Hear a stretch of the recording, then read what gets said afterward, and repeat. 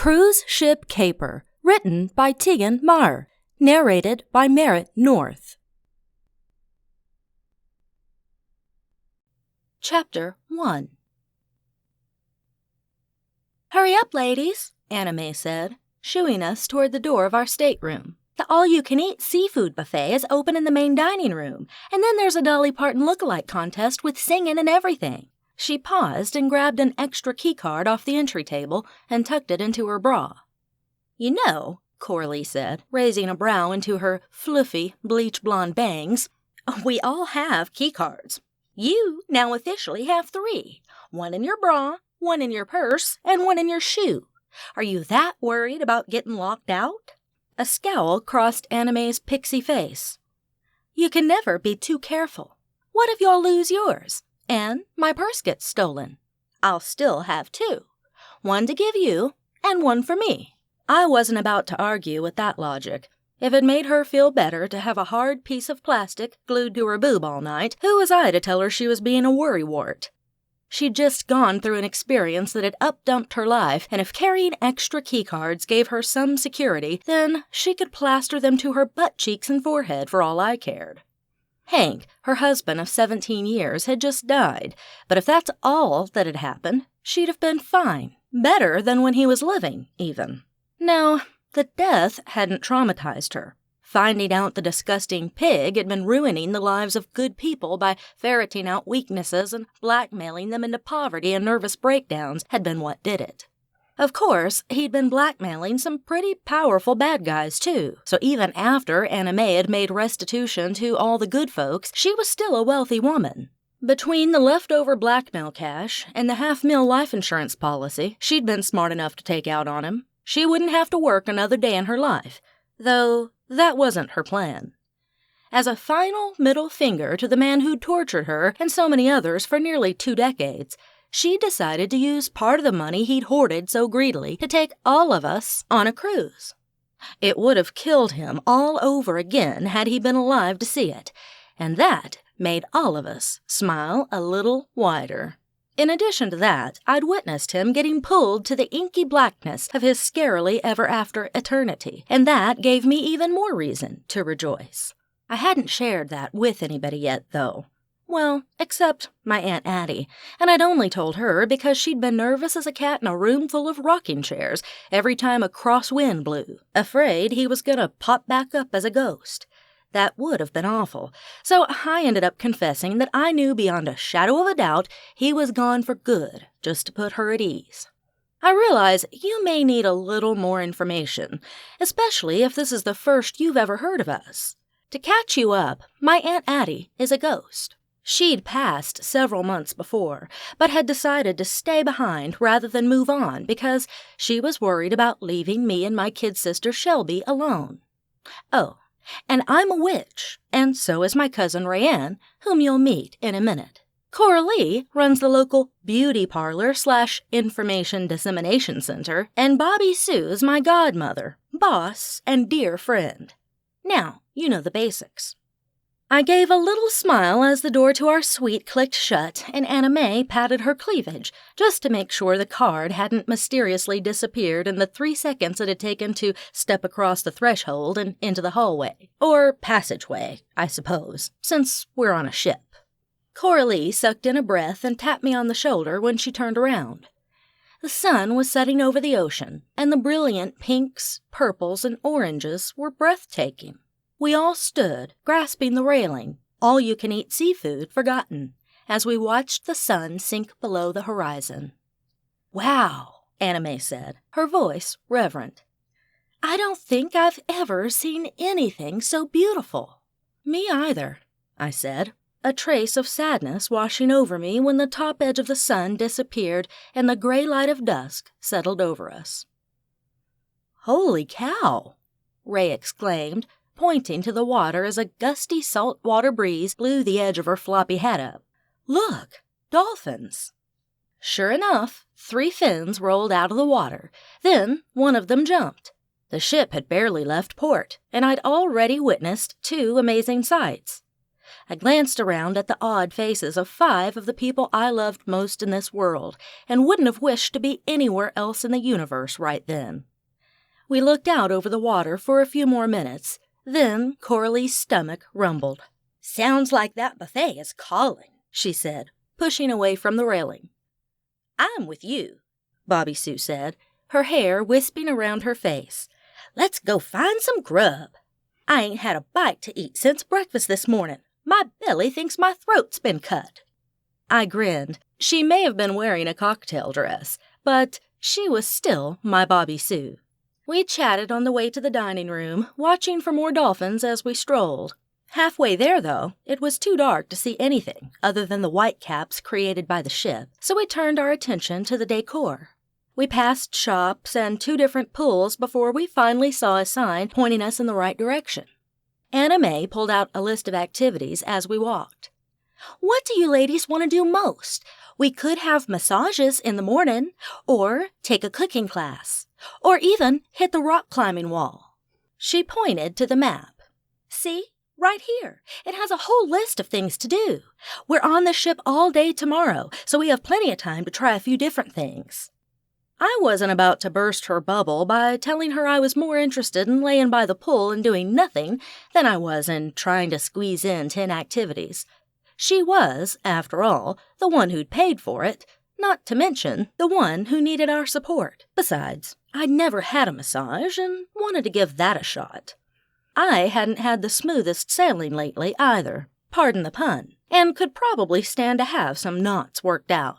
After all, in the course of a week, I'd had a man drop dead in front of me, then been accused of his murder only a few hours afterward. I'd found out how awful some of humanity actually was, and I'd met a great guy I could actually imagine caring about.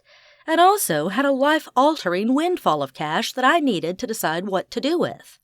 We'd all been through the ringer, and I figured if there was somebody who could rub all that away for a few hours, then I was in. Chapter 2. A couple hours later, we were sipping fruity cocktails and watching a movie poolside.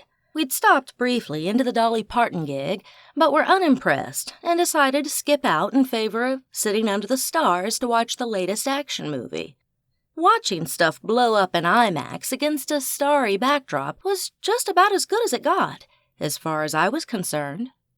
Sherry Lynn, the second ghost in our party, and a girl I hadn't gotten to know until she'd recently died, sighed. "I've never seen a movie that looks that good." "You've never been to an IMAX theater?" Rayanne asked. Our gypsy friend shook her head, her raven's wing hair shimmering around her shoulders. "Nope, I barely had enough money to pay the bills, let alone drive to Eagle Gap to pay $20 to watch a movie." She'd had a hard row to hoe her entire life, and it was just settling in for me just how tough she'd had it. She'd been another of Hank's victims, but her cost had been much higher than any of ours. She'd lost her life. "Well, all that's changing now," Rayanne said, tossing a handful of popcorn into her mouth. The people behind us shushed us, and considering we were trapped on a boat in the middle of the ocean with them, I figured it was a good idea to play nice. After all, you never knew about people. A woman in a red sarong strolled over. "Is this seat taken?" she whispered, and I could barely keep from gawking at the bling she was wearing. Diamonds dripped from her ears and adorned her fingers, and a triple strand of pearls with a huge teardrop pearl pendant glistened around her neck. If that ensemble was real, she was wearing more in jewelry than I made in 10 years. "Nope," Anna May said, barely taking her eyes off the screen. "Have a seat." She did, then proceeded to do the one thing that irritated me most. Attempted to engage in idle chit-chat while we were trying to watch the movie. I did my best to politely convey that I was interested in the flick by answering her in monotone, single syllables without taking my eyes off the screen, and she took the hint after a few minutes. I was so engrossed in the movie that I didn't even notice that she'd left until the closing credits rolled. I felt sort of guilty for blowing her off. She'd been by herself, so maybe she was alone with nobody to talk to. Still, a movie wasn't a meet and greet. We decided to check out the several bars the ship offered, and were amazed a couple of times. One of them had tequila poured through an ice sculpture, and another had floor-to-ceiling fish tanks, giving the place a surreal feel. Anna May had had the foresight to buy the drinks package for each of us, so I didn't even have to worry about how much anything cost. Of course, that also meant I was free to drink as much as I wanted, and those tropical drinks went down way smoother than was good for me. By the time we made it back to the room, it was a good thing Anna May had slipped a card into her bra, because none of us were in any condition to dig for one in our bags. She'd just slipped the card into the slot when some dude rudely rushed past, nearly knocking me over. "Hey, watch it!" Sherry Lynn barked, even though the guy probably couldn't see her. Shoot, he wouldn't have even if she'd been living, because he didn't even pause to look back. "Jerk," Bobby Sue muttered as we pushed into the suite and locked the door behind us. Some people. Chapter 3. My head felt like a yarn ball some cat had ripped apart and yacked on the night before. Thankfully, we'd come prepared with Rayanne's hangover cure. She was an amazing earth witch and was a whiz at mixing just the right blends to cure what ailed you. That's one of the reasons her coffee shop, Brew For You, did so well. I squinted against the glare of sunshine streaming through the balcony doors, and my stomach rolled when the horizon dipped a little. Ray was still asleep, so I pilfered through her bag until I found the tin that held the cure. By the time I had the water boiling, Anna May, Coralie, and Ray were all sitting around the kitchen bar, looking as rough as I felt. Bobby Sue didn't look quite so bad as she made the coffee, but she wasn't far ahead of us. "Good morning, everybody," Sherry Lynn chirped as she popped into sight. "Are y'all ready for a day of sun and fun?" She was wearing a bright yellow bikini underneath a wispy white wrap, along with a floppy hat and huge sunglasses. Apparently, the group growl clued her in because she zipped it, at least until she realized what was going on. "Oh, wow," she said. "Lightweights, hungover, and it's only your first morning. I told you to pace yourselves." Addie popped in and gave a hoot when she saw us. "You five look like something the cat dragged in." Glancing at others, I couldn't even say anything because she was right. I poured us each a cup of the cure and handed them around. Even though Ray had done her best to find a way to improve the flavor, it still tasted bitter and slightly fishy. I knew from experience to have something ready to chase it with, so I dropped an ice cube into my coffee so it wouldn't peel the skin off my tongue when I took a big swig. By the time we finished our coffee, we were back to almost normal and ready to discuss the day. We made a second pot of coffee and took the carafe to the balcony. "I say we start at the pool," I said, watching the water for more dolphins. "I'd love to just relax for a bit." "Food first," Rayanne said. "I'm starving, and I bet they have all the good exotic fruits like kiwis and papayas and fresh pineapple, and there's probably bacon, too." Spoken like a true Southern girl. Anna May had the schedule out, running down it with her peach-tipped nail.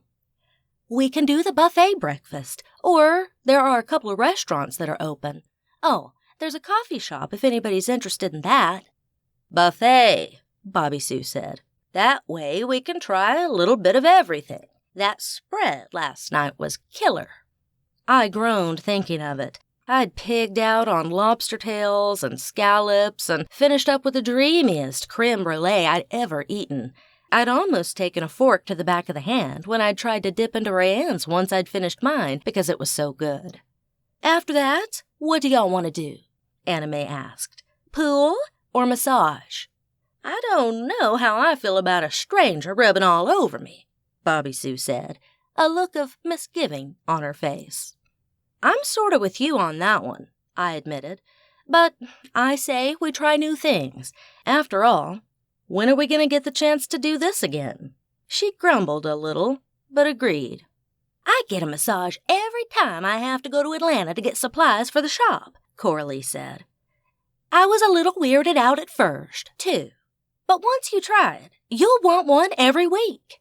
Besides, Bobby, you work hard. Now, it's time to pamper yourself." That was one of her biggest issues. She owns and runs the best barbecue joint in Georgia with her husband Earl, and she rarely takes any time for herself. I know because I work there and see how run down she gets. She closes 1 day a week just so they can go have some time to breathe, but even then, it wasn't uncommon to find her there doing paperwork. I did what I could, when I could, to help her out with that, but she needed a real manager, someone who had the time and energy to invest in the place, someone who wanted to be there for the long haul. That wasn't me, especially now that I had options. Sarah, the other girl that worked there, was raising 2 small kids and going to the community college, so she wasn't a prime candidate either. "She's right," I said. "We're going to do whatever we want this week. That's the entire reason we're here. We're setting life aside for a while and spoiling ourselves." "Preach it, sister," Coralie said, raising her coffee mug. She was a little better at the whole treat yourself thing because she was hardwired a little differently than Bobby Sue. She owned the local beauty salon, so she was sort of in that frame of mind all the time. And not to say she didn't work hard, but she believed in her product. Every woman should look her best in order to feel her best. "Is it just me, or does everybody here seem rich?" Rayanne asked. "I feel a little like Cinderella at the ball." I thought back to the diamonds dripping off the woman at the movie the night before, and then to all the folks in fancy dress at dinner. "No, it's not just you." Bobby Sue snorted. "Shoot, did it ever occur to you that half those folks probably looked at us and thought the same thing? I mean, we were dressed fancy, but ain't none of us hoity-toity rich folks, and even the ones out there who are put their pants on the same way we do, 1 leg at a time." "I know," I said. "But did you see the pearls and diamonds on that woman last night?" "Sure I did," she replied. "Don't mean they were real, and even if they were, she sure didn't seem to be having a good time. It looked to me like she was lonely and looking for somebody to talk to. Money can't buy happiness, sweetie. It may prevent a lot of misery, but you can't buy real friends or a rich life." That made me feel bad for blowing her off. "Yeah," I said. "You're right. She may have money, but we have each other." I realized what I said and how sickly sweet and cliché it sounded. "Aw," Sherry Lynn said. "That was the sweetest thing anybody other than my grandma ever said to me." The sad part about that was it was likely true. She hadn't had a good shake at life, and other than her grandma, she hadn't had any support system at all. Rayanne pushed to her feet and took one last look at the view before turning toward the glass doors to the suite. "Enough chatter, then. Ladies, it's time to eat, drink, and be merry." "I do like the sound of that," Anna May said, following her inside. I was the last one in and slid the door shut behind me. While I was getting ready, somebody sighed behind me, and I turned to see who it was. There was nothing there, though. I narrowed my eyes and stood still for a second, listening for any further sound. When none came, I shook it off. The ship made all kinds of weird sounds, so maybe that was it. Still, I cast another suspicious glance around the room before I left and made a note to ask the others if they'd heard anything. Chapter 4. I was surprised to find the main dining room fairly busy, since it was almost 11, but then remembered everybody there was on vacation, just like we were. No need to get up early, though there were no doubt plenty of early birds on board, too. That made me glad there was a coffee pot in our room, because I needed plenty of caffeine before I could deal with a morning person. Rayanne was one of those, but she knew me well enough to steer clear until I had my fix. The buffet had a ginormous stack of bacon, as well as every other breakfast food known to man. For once, I loaded up on eggs, meat, and fruit, rather than pastries and waffles, figuring I'd need something that would stick to my ribs in case we found something to do that didn't involve eating for a bit. I was the last back to the table, and had just tucked in when the lady from the night before approached our table. "Is this seat taken?" she asked, motioning to one of the 3 empty chairs at our table. I glanced around the dining room and noted there were no empty tables, and remembered what Bobby Sue had said about her earlier. "Nope," I said, motioning to it. "Have a seat." She smiled and put her plate on the table, then took a seat. "I'm April," she said, giving the table a general sweep with her gaze. "April King. Thanks for letting me join you." Anna May was, of course, the first to respond. Then the rest of us introduced ourselves and settled into random chit-chat as we ate. "So, you're all here together then? No men?" April looked a little wistful as she absent-mindedly played with the string of pearls around her neck. "Yep," Anna May said. "This is a man-free vacation. These are my best friends on the planet, and we're celebrating my recent widowhood." I smiled at the expression on April's face. "Pardon?" she asked, apparently thinking she'd misunderstood. "My husband was recently murdered," Anna May clarified, "and we're celebrating." "Oh," she said. "I see." It was obvious she didn't, though. "Did you do it?" That one was worth a genuine laugh. "No, she didn't," I answered, unable to avoid taking it a little further. "But the person who did is a dear friend of ours. She did Anna May and the rest of us, for that matter, a huge favor." April tilted her head and studied each of us, then cast a surreptitious glance over both shoulders and leaned in. "How much does she charge?" she whispered. Okay, I did not see that one coming, and wasn't sure what to say. Coralie, however, was a fast thinker. "That's what makes her such an amazing friend. She did it for free." "You guys are fooling with me, right?" April asked, leaning back in the chair. "Only sort of," Coralie said, swallowing the last bite of what had been a huge mountain of French toast. "We actually are celebrating her recent good luck, and our friend really did do it, but it's a little more complicated than that." "Okay," April said, deflated.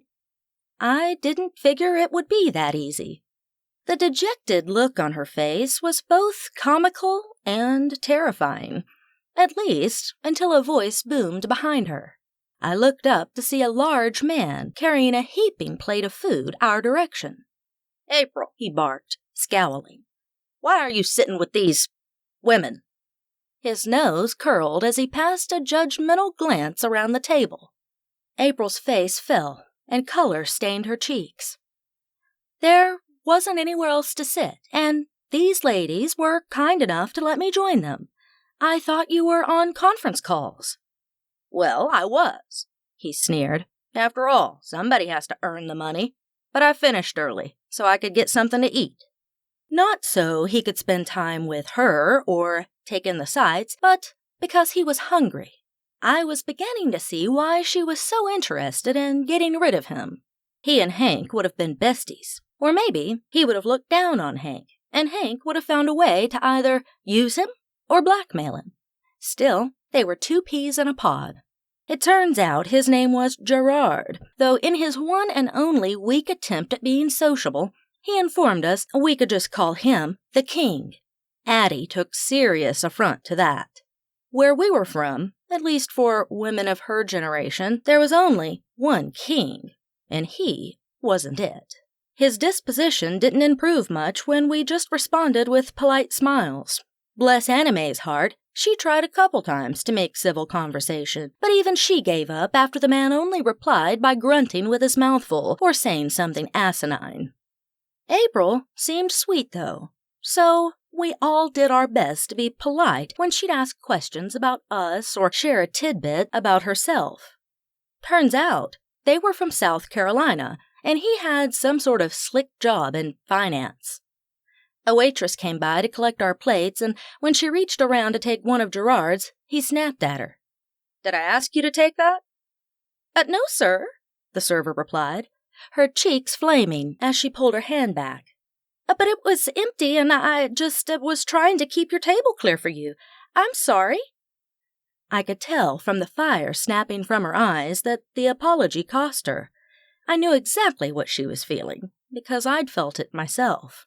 I narrowed my eyes at him. Being a waitress and a decent human being myself, his attitude got my goat. Coralie and Bobby Sue both opened their mouths to speak up, but I beat them to it. "I'm not sure who you think you are, but stop being an ass," I said, spooling up for a fight. Nothing ruffled my feathers faster than somebody who was rude to service staff, because the server's only choices were to take it or get fired. She was just doing her job. "Her job is to make sure I'm happy," he growled. Though he still had half a plate of food, he stood up, so he towered over me. Too bad for him, I'd grown immune to that particular intimidation tactic after dealing with Hank for so long. Besides, I was a Flynn. I wasn't genetically hardwired to back down. I started to tell him a little more about himself, but was shocked when peace-loving Anna May spoke up. "Her job doesn't involve taking flack from entitled bullies," my friend said. Her face screwed into an expression I'm pretty sure would have backed a grizzly down. "I'd lay every dollar I have, and trust me, there's a lot of dollars, that she does more honest work in a week than you do in a year. Now sit down and let the girl take your plate, or better yet, don't sit. Just go." It wasn't until then that I remembered April. She was still sitting at the table, her face crimson with embarrassment. She was fingering her pearls again, and her eyes were downcast. I had to wonder why such a pretty woman would want to stay in a relationship with a man like that. Then remembered Anna May's marriage. Hank had done what he could to keep her isolated, and she'd had nowhere to go and nobody to turn to.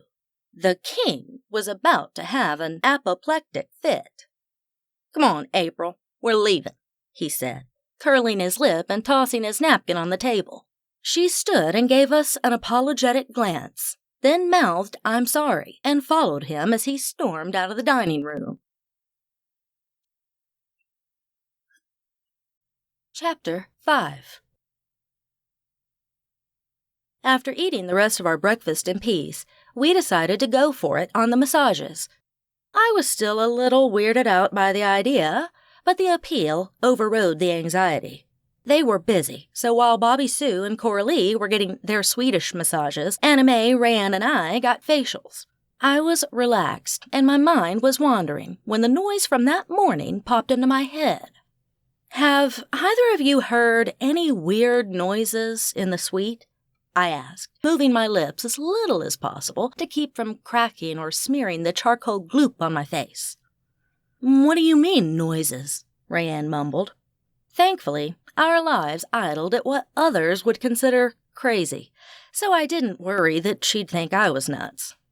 "I thought I heard somebody breathing behind me this morning, but when I turned around, nobody was there." "Huh," she said. "Nope. You sure it wasn't just the AC kicking on or something?"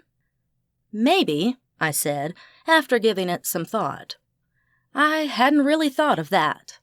"It could have been a breeze, too," the woman rubbing the gloop into my face said. "The wind isn't something most first-timers think about. The ship's airtight to a certain degree, but with the glass sliders and whatnot, it's easy for a gust to slip through the cracks.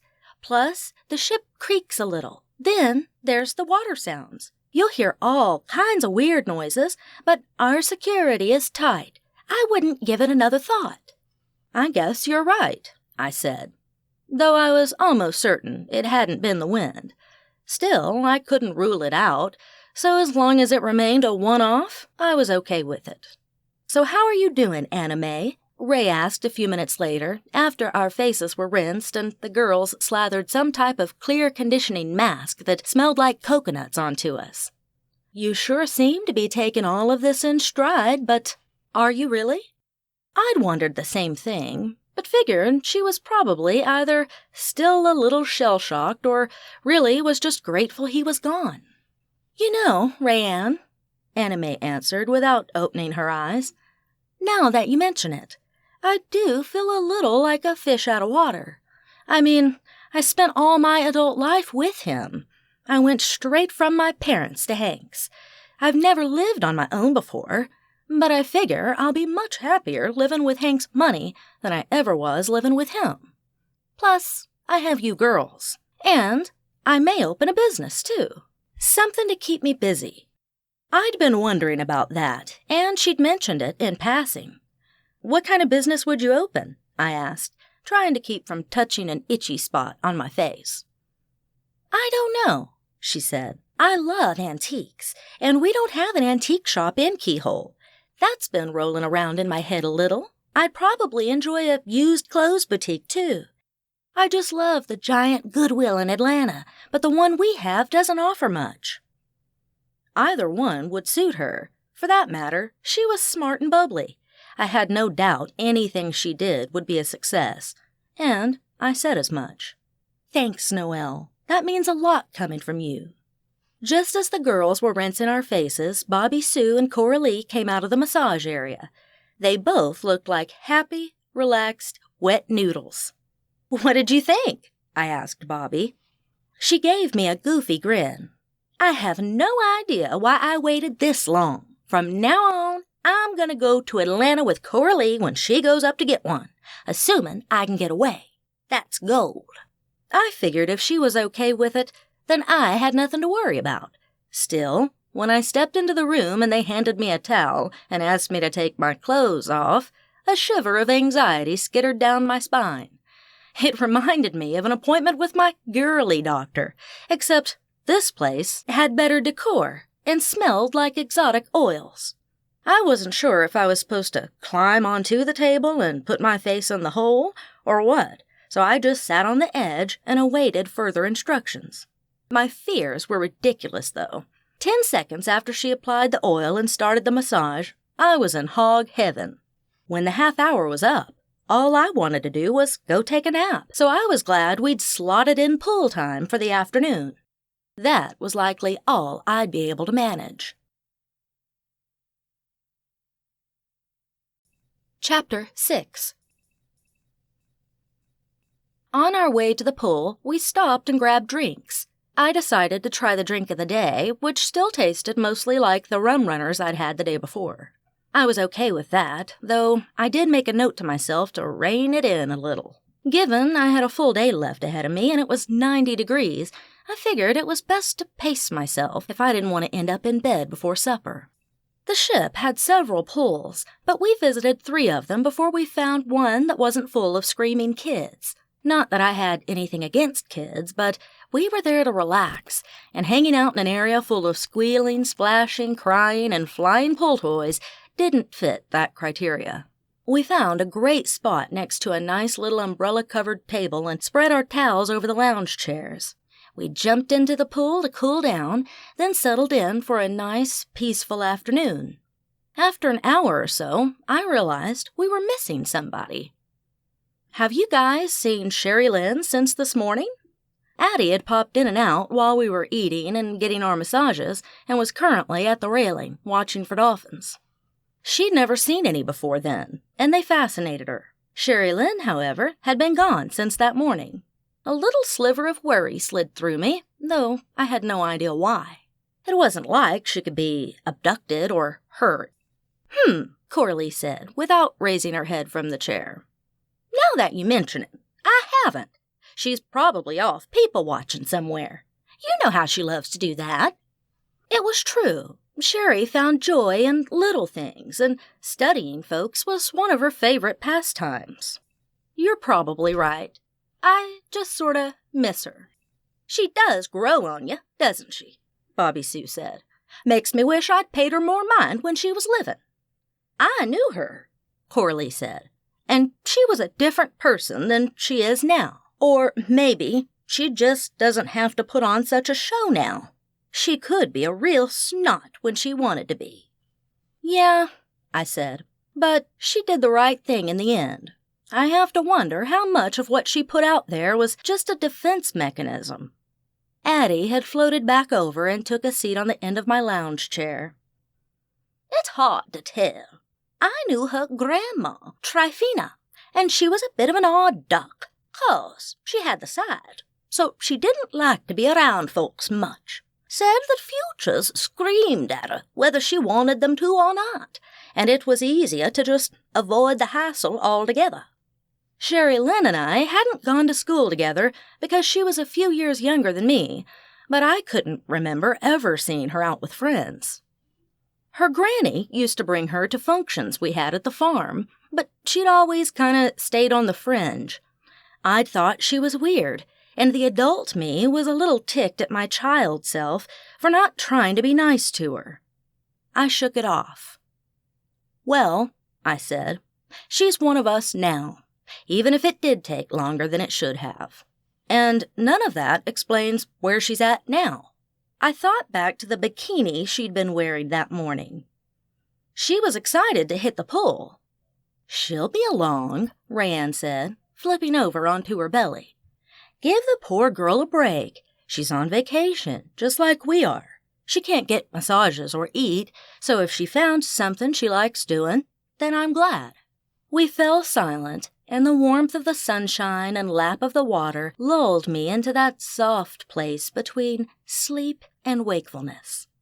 I don't know how much time passed, but a shadow fell across my face, and I got that prickly feeling you get when somebody's in your bubble, or getting close to it. I cracked an eye open to see April staring down at us from a few feet away, chewing on her lip. "Hi, April," I said, figuring if I acknowledged her, she'd be more apt to get out of my sun. "Hey, Noelle, ladies," she said, then took a deep breath. "I'm really sorry about this morning. Gerard wasn't exactly on his best behavior." Bobby Sue snorted.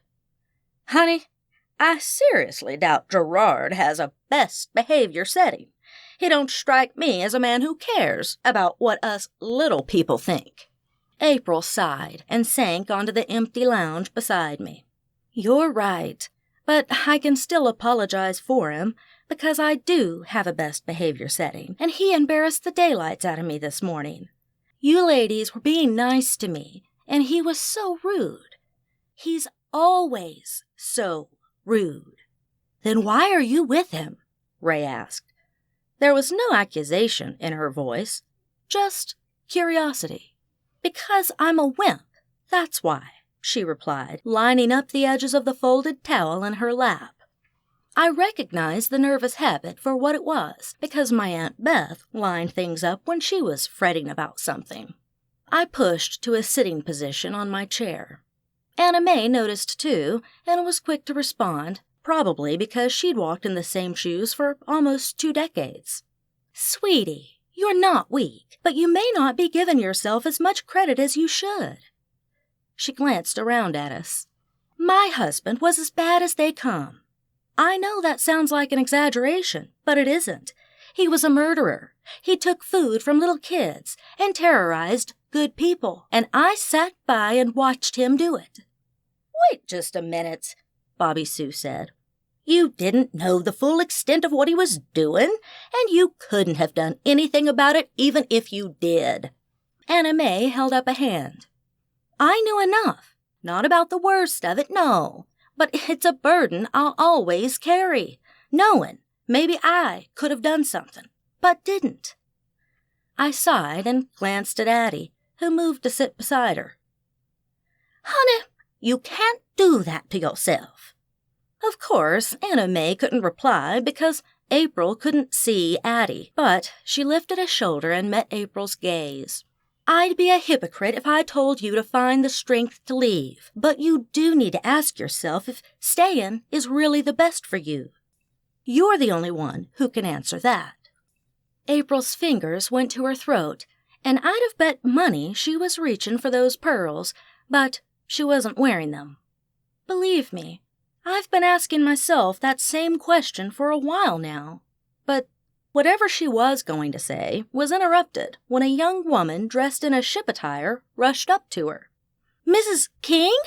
the girl said, out of breath. "Yes," April replied, her brow furrowed. Personally, I hoped the woman was there to tell her Mr. King had suffered a major coronary, but then took it back because I didn't want that kind of juju coming back at me. "There's been a robbery in your cabin, ma'am," the girl said, after glancing around to make sure she wouldn't be overheard. "I'm sorry, but the captain sent out a ship-wide notice via our system, along with your picture, and asked that we find you and notify you. They're in your cabin now." April looked between us and the girl, a strange expression on her face. I wondered if she'd hoped for the same news I had. "Of course," she said. "Has my husband been notified?" The woman nodded. "He was the one who discovered the theft," she said, "but that's all I know." Panic streaked across April's face as her fingers went to her throat again. "Oh, no," she said. "Grandma's pearls. They're all I have left of her." She turned to follow the girl, but then on impulse turned back toward me. "Will you come with me? I've never had anything like this happen to me, and you said at breakfast your boyfriend was a cop." I started to say no, but Addie floated over and shooed me up. "Go on now. She needs somebody. If for no other reason than moral support." I sighed and cast a longing glance at the pool, then at my half-finished drink sitting on the little table, condensation running in rivulets down the sides of the plastic cup. "Of course I will," I said. "I'm sure everything will turn out just fine. After all, we're locked onto a ship. It's not like whatever was stolen can go far. Unless, of course, it was stolen by some sea monster, I supposed. Then all bets were off." Chapter 7. If the ship staff was trying to keep things quiet, they were fighting a lost cause. Gerard's angry voice boomed through the passageway, and I cringed when a couple of haggard men rushed from the room, nearly bumping into us in their haste. The cabin was sheer chaos. Gerard was barking demands at somebody who had to have been the captain, based upon the hat, and a couple of servants were cleaning up broken glass. April rushed forward, but I hung back to stay out of the way. Instead, I just watched. The poor captain was doing his best to soothe him, but he was failing miserably. April tried 3 times to find out about her grandma's pearls, but each time he drowned her out with threats of lawsuits and other non-productive arm-twisting crap. After watching it go on for a couple of minutes, I'd had enough. I put my fingers to my lips and let loose an ear-piercing whistle that I usually reserved for calling my horses. All eyes shot to me as silence settled. "There, that's better," I said. Gerard opened his mouth and sucked in a breath to continue his tirade, but I muttered a couple words that zipped his lips and rendered him silent. Usually, one or the other was sufficient, but I wasn't taking any chances. For heaven's sake, the man was about to beat his own gums to death, and I, for one, was tired of hearing him. From the confused yet relieved look on the captain's face, I wasn't the only one. "Now," I said, turning to April, "I believe you have some questions for the captain." She drew her brows down and tilted her head at her husband. "Never mind him," I said, waving her in the direction of the captain. Holy cow, this was like herding cats. "Just ask your questions." "Thank you," she said. "Now, Captain, please explain to me what's going on here." Relieved to finally be dealing with a rational person, the captain nodded. "Your husband called us to report a break-in. When we got here, we found the door damaged, a vase knocked over, and your husband in distress." Distress? Huh? That was a much more polite term than I would have been able to come up with. I suppose that's why he was the captain. "Go on," I said, when his gaze slid back to Gerard, whose eyes had gone wide and just a tad crazy. "Right," he said, turning back toward April. "He said he came back to the room to find the cabin wide open, along with the door to the safe." The color drained from her face. "Was everything taken from it?" "I'm afraid so, ma'am. And he says he forgot his wallet on the bed. That's why he came back to the room. And he says he's missing the card that unlocks the safe." She sank into a chair, a faraway look on her face. I was afraid she was going to pass out. "My grandma's pearls were in there," she said, tears filling her eyes.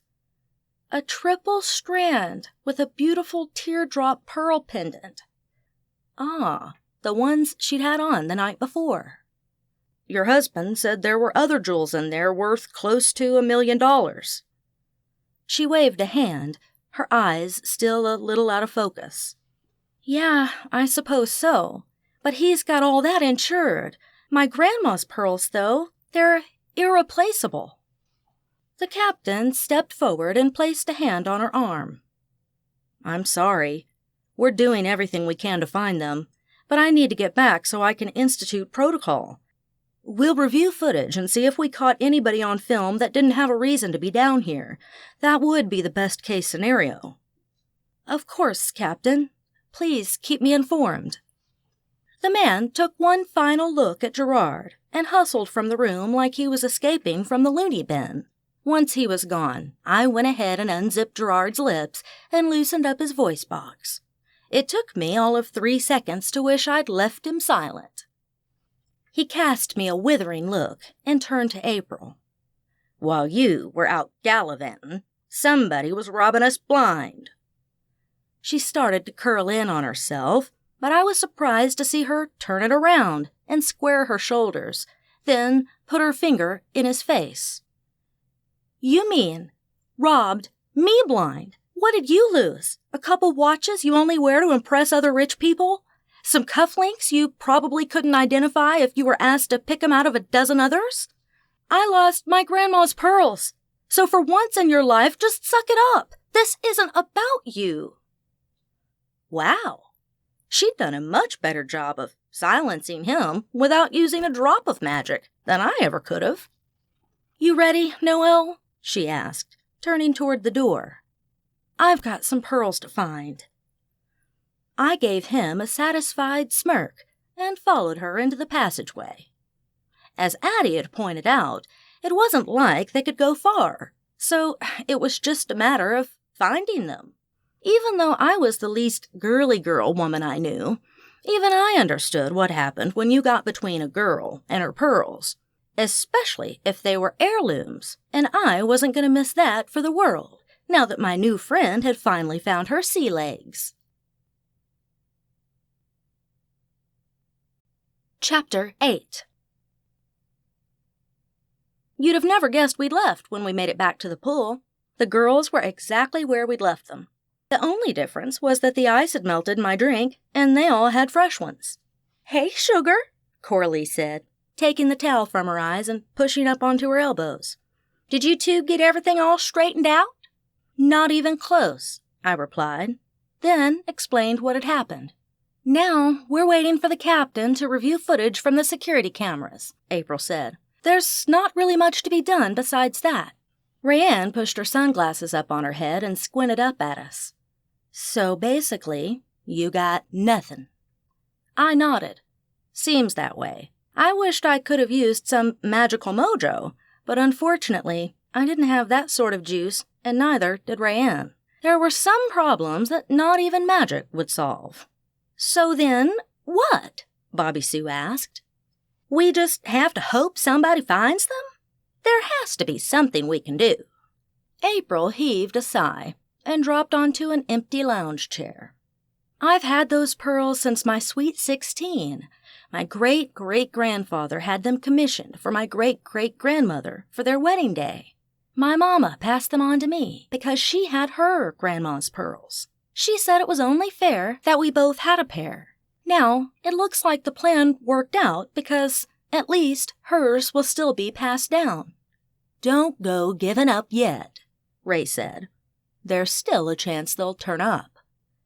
The same server who had waited on us at breakfast swung by and asked if we wanted anything to drink. When she realized who we were, she paused. I recognize you ladies, she said, smiling. Thanks for taking up for me this morning. When her gaze landed on April, a brief scowl crossed her face before she plastered on the generic smile that was part of her uniform.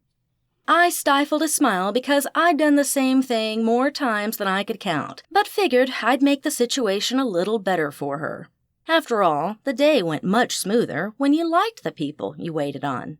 Katie, I said, after a quick glance at her name tag, rest assured that April is nothing like her husband. She thinks he's a tool, too. I'm a server, too, so I felt your pain this morning. She crinkled her brow and turned to April. Then why on earth are you married to him? April barked out a dry laugh. Believe me, honey, I ask myself the same question every time he opens his mouth. He wasn't like that when I married him. She paused and tilted her head, considering. Or maybe he was, and I mistook arrogance for confidence. At any rate, I'm sorry for how he treated you. Thank you, Katie replied. I was serving in the dining room last night. I brought your food out to you and couldn't help but admire the pearls you were wearing. I was going to say something when I cleared the table, but then things went kind of sideways. April frowned. Thanks. They were my grandmother's. She looked up at Katie. I assume you've heard of the robbery. It only took the girl a couple seconds to connect the dots. Oh, no! That was you? I knew firsthand that nothing ever stayed a secret in a restaurant, or any other workplace for that matter. So I figured we had a gift horse standing right in front of us. It was, and it kills me because we know they're on this ship somewhere. Have you heard any theories, or is there anybody you think may have done it? No, but I know who didn't do it. The guy they're accusing. They're accusing somebody already?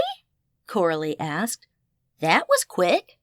Yeah, well, it only takes 10 minutes to go through an hour's worth of security tapes, Katie answered. And bad news travels fast. The guy they're accusing didn't do it, though. Then who did? I asked. I know how it works. This is a big ship, but there are only, a couple hundred employees? That's not that many, and I'm willing to bet y'all are tight. You have to have your suspicions. Her face flushed, and she reached down to pick up our empties. For a minute, I didn't think she was going to say anything, but she did. Like you said, we're like a family here, and even though we take loads of crap, we also make a boatload of money, pardon the pun. There's nobody on this crew who hasn't worked here for at least a few months. And besides, the first thing they do when something like this happens is search our quarters. It's in our contract. I considered that. Yeah, but there are a ton of places on this ship to hide a few pieces of jewelry. It would be stupid to hide it in your quarters. She nodded. There is, but trust me, none of the staff did it. Then why are they accusing this guy? Bobby Sue asked. Because, Katie said, scowling, the guy's going through a rough patch. His girlfriend kicked him out because he's never there, and he'd just spent most of his cash bailing his brother out of some trouble. He needs cash. Plus, he was the only one of us in that passageway during the time they say your cabin was robbed. Rayanne reached for her bag and pulled out a bag of chips. So, why do they think it was a member of the crew? She asked, pulling the bag open. There has to be at least 1,000 people on this ship right now. Her lips turned upwards into a sardonic smile. Yeah, that's what we said too, but apparently guests are above reproach. No offense. No, I said. Actually, I am offended, but on your behalf. Are they even going to look at anybody else? She shook her head. I doubt it. His prints were in there. He was in the passageway, and he had motive. Yeah, I said. But how did he get into the safe? That's the kicker, Katie said. Kevin, the guy they're accusing, was the king's room steward. Oh, April exclaimed. The nice young man who showed us to our room and explained the ins and outs. Katie nodded. Yes, ma'am. That was Kevin. He was filling in that day. Normally, he works in guest services, but his roommate was sick, so he covered for him. But just because he was the steward doesn't give him access to the safe, right? Bobby Sue asked. How does that work anyway? What happens if a guest loses the key? Is there a spare? Katie shook her head. Some ships still use keys, or passcodes, but ours is newer, and the safes in the staterooms are accessed using a card. Mr. King stopped Kevin in the hall yesterday and asked if he could get another key card because his wasn't working. They were right near the office, so Kevin told him that he'd bring another right down. Her face clouded with anger. The problem is, Mr. King says that conversation never took place, and the security cameras only show Kevin making a new card. That was the final piece that snapped the picture into focus for me. So, the working theory is that Kevin made a new card, opened the safe and robbed it, then hid the jewelry somewhere. She nodded. That about sums it up. I want to talk to him, I said. I couldn't magic a suspect out of thin air, but I did have a magical bullshit meter that was almost infallible. Chapter 9. It only took me about 2 minutes to realize Kevin was telling the truth. He didn't do it. I didn't care if they had a mountain of circumstantial evidence against him. They were wrong. Which meant, if we wanted to find April's pearls and clear an innocent kid's name before he lost his job and went to jail, we were going to have to do it ourselves. The problem was that we had no clue where to start. The first thing I wanted to do was talk to the captain. I'd seen him when we were boarding, and again at dinner the night before, but hadn't spoken with him. He seemed to be a congenial man, at least from a distance, and I was hoping he was reasonable, too. What do you know about the captain? I asked Katie and Kevin. Kevin was maybe 20 and had that farm-fresh feel, though he was well-spoken and carried himself with dignity despite being accused of something he didn't do. He's a jerk, both of them answered, together. But he seems so nice, Anna May said. I talked to him for a bit last night when I was at the buffet. He asked if we were enjoying ourselves so far, and said if we needed anything at all to let him know.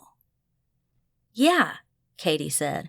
Translation, if any of my staff aren't kissing your butt, let me know and I'll make their lives a living hell. That was angry. He's that bad? I asked. Worse, Katie replied. Though I do have to say, he's not big on micromanaging, and he leaves you alone as long as you're doing your job. But if you get a complaint, there are no excuses. I knew better than anybody that customers weren't always right. As a matter of fact, people had become so entitled that it was hard to take legitimate complaints seriously because they were rare as hen's teeth. 9 times out of 10, people just wanted something for free. There's nowhere else to go right now, April said. You ladies may as well go back to enjoying your vacation.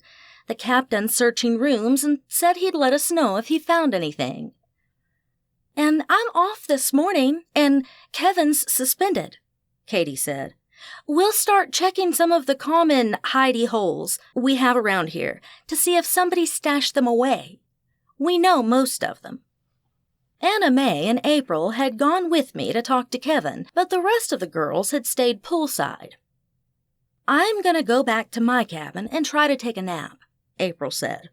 This whole thing has exhausted me, and I didn't sleep well. She huffed a breath out her nose and shook her head. Gerard was on the phone half of the night closing some big deal. I swear, I'd love to throw that phone overboard. I can't say I blame you, I said, imagining how irritating it must be. Well, good luck. Let us know if you find it. She nodded and split off from us. Anna May looped her arm through mine. You know, she said, I brought you on vacation so you could actually relax. I know you want to help her, but really, what can you do that the captain and ship authorities can't? I sighed. I know. I just feel bad for her. We don't have many heirlooms in our family, but I can't imagine how I'd feel if I lost the only part of Addie or my mother that I had left. At least we tried. It's not necessarily over, she said. Maybe Katie and her friends will find them stashed somewhere, or the captain will figure out who really did it. Regardless, I said, it's a beautiful day, and we have cool drinks and sunshine calling our names. We do, she said. I'd just settled back on my pool lounger with another fruity drink to replace the one that had melted to nothing when Sherry Lynn popped in. Hey, y'all, she said, and I took the towel off my eyes and looked up at her. She was still wearing her yellow bikini ensemble. Hey yourself, I replied. Where have you been all morning? We were starting to get worried about you. Her face flushed a little, and she broke eye contact. Just floating around, checking things out, she said.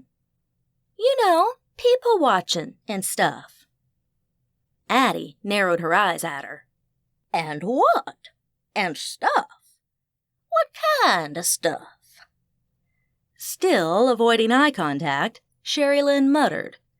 Just stuff. She looked up and smiled. So, what did y'all do this morning? Anything good? Did you get massages? Now I was suspicious. Sherry Lynn was always an open book, and she was like me, a bad liar who generally opted to evade the questions rather than try to fib her way out of them. We did get massages, which you would have known if you hadn't been MIA all morning, Rayanne said, propping herself up on her elbows and pushing her sunglasses up. Now, tell us what kind of stuff you're talking about. You're hiding something, so spill. The pretty ghost pulled in a deep breath and huffed it out. Fine. It's no big deal. I just found out me and Addie aren't the only living impaired folks on board. Really? My aunt said, floating closer to her. How many others are there? I haven't seen any of them, though that would explain the breathing Noelle thought she heard this morning. I wondered at the time if that was it. Sherry Lynn lifted a shoulder. I don't know. I've met 4, but didn't ask if there were more of them. There was no reason for her to hide that. It's not like we didn't know ghosts existed, so I didn't understand why she'd been shady about it. Then it dawned on me. Is one of them perhaps an attractive gentleman? About your age, maybe? No, she scoffed. He's a few years older than I am. I grinned at her, and when she realized her mistake, she scowled at me, then gave us all the hairy eyeball. Fine. I met a guy, and he seems nice, but I've known him all of 4 hours. Don't go getting all weird and scaring him off. Addie puffed up, her smile a mile wide. When do we get to meet him? Sherry Lynn turned to her, brows raised in protest. See? You're getting weird already, and he isn't even here. I swear, I wish I'd have kept my mouth shut. Cora Lee kept a straight face, but her blue eyes were twinkling. Now, sweetie, you know we only want what's best for you. We promise we'll be on our best behavior if you bring him around. That's the problem, Sherry Lynn muttered as she faded out. Even your best behavior is scary. I laughed, calling out to her, It's only scary if he can't hack it. She replied, but what she said wasn't exactly ladylike or unearned either, if I was being fair. Chapter 10. We lazed around for another hour until we got hungry again, then hit the buffet near the pool. I tried to keep it light, but just like with all buffets, even a little of this and a little of that added up. "There are starving kids in Africa," Addie said, scowling at me when I set my half-full plate down and leaned back in my chair. "You dished it up, now you eat it." "I can't," I said. My eyes were bigger than my belly. "At least wrap it up and take it back to the room. You can snack on it later." I sighed, knowing it was useless to argue with her. Besides, she was right. The partial ham sub, potato salad, and chocolate cake would make a fantabulous midnight snack. "I can't believe you went for a ham sandwich when there's all that seafood available," Ray said, popping a cocktail shrimp into her mouth. "I didn't skip the seafood," I replied, reaching over and snatching a shrimp off her plate. "I just ate it first, and the ham sandwich is what was left." Bobby Sue pushed her empty plate away and leaned back with a deep, contented breath. "I do have to say, it's nice to have somebody cooking for me for a change." She was a hard worker and rarely took a day off from the restaurant.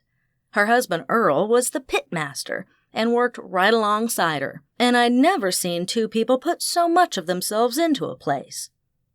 Bobby had protested coming on the trip just because she didn't want to leave him stuck with the whole kit and caboodle, but he'd insisted.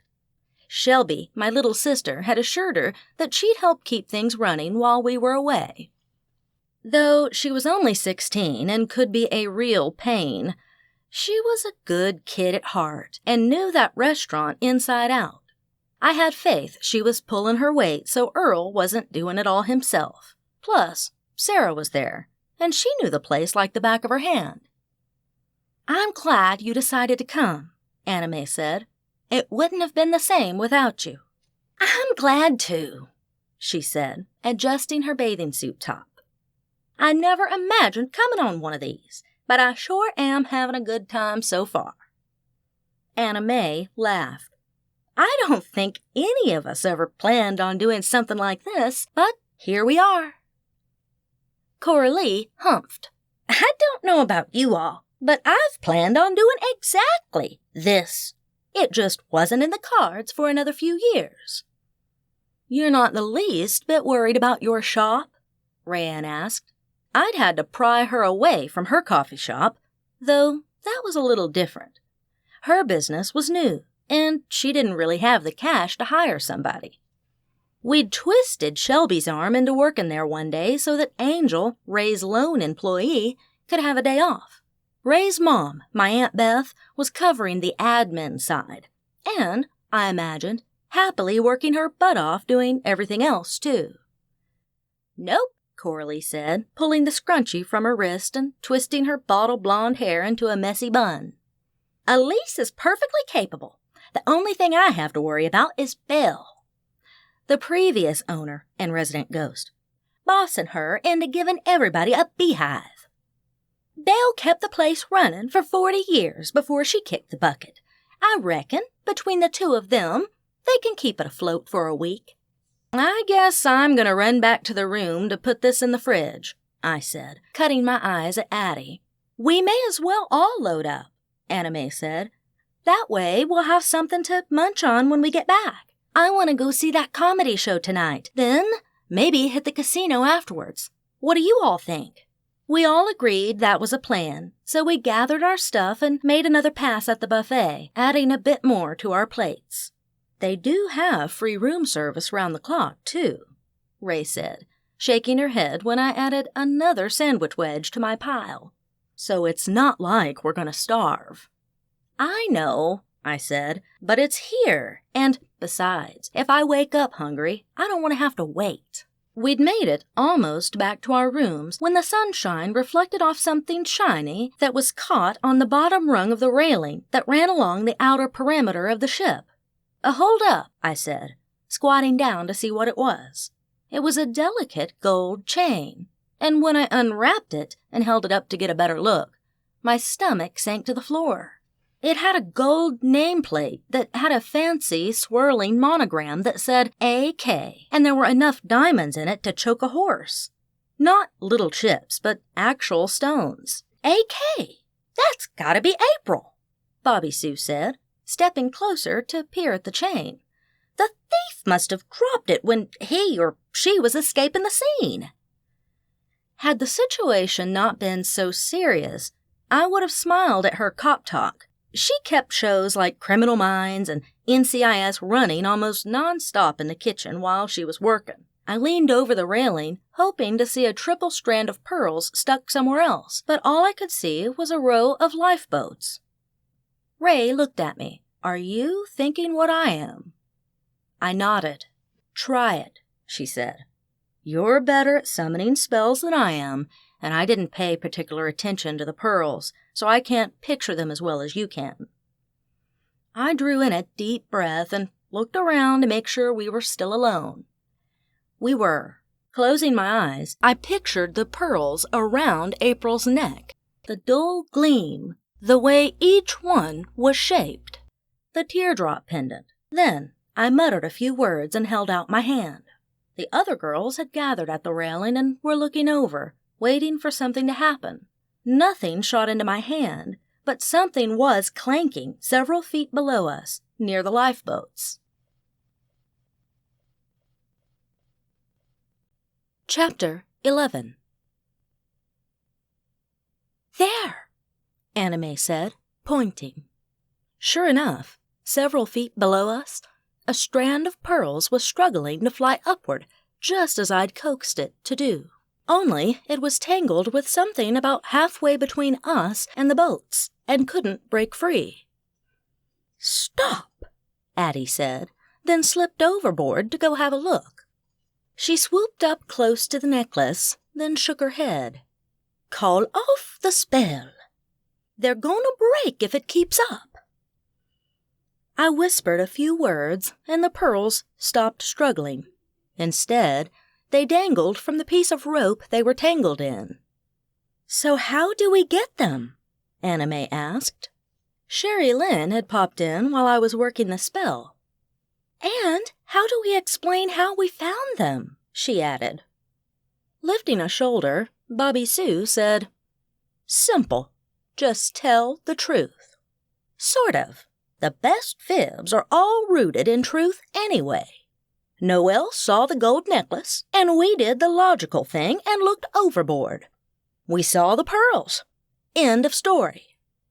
Well, we can't just leave 'em hanging there, Coralie said. One of us needs to stay here and keep an eye out in case they fall. We can do better than that, Rayanne said, smiling.